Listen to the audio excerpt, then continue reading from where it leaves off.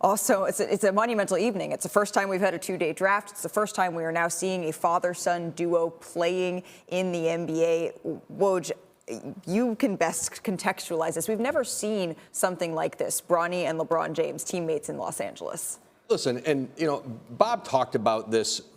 Bronny James, the way he has worked, the way he has prepared himself, there's never been any sense of entitlement with him. He has never carried himself that way on every team he's been on, whether it was in high school, travel basketball, with the U.S. team last year in the Nike Summit. Only a great teammate. Guys love playing with him. And it says so much about how he was raised, how he sees the game, what he learned from not just his father, being around the NBA game. There are lots of sons and daughters of NBA players who've learned those traits. He's another one. But again, to not just be able to play with LeBron James in the NBA, but to do it while his father is still an all-NBA player. There's nobody left from LeBron James's draft class. They're all gone. And he's still an all-NBA player.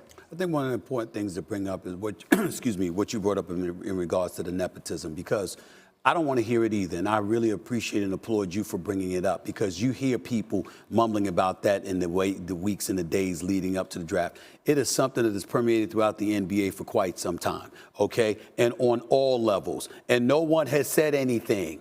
It's never been an issue that I can remember. I've been covering the NBA for a quarter of a century. This man has been around just as long, if not longer. Don't talk to me about nepotism being something new. It's been here. Nobody said anything before. Shut the hell up now. Pretty incredible. I want to zero back in, though, on Bronny James, because this is monumental. It's historic. And we're going to get to see Bronny James on the floor for the first time in Summer League. But what are your realistic expectations as you look toward a rookie year that's going to be under a microscope like no other? I certainly don't expect him to play.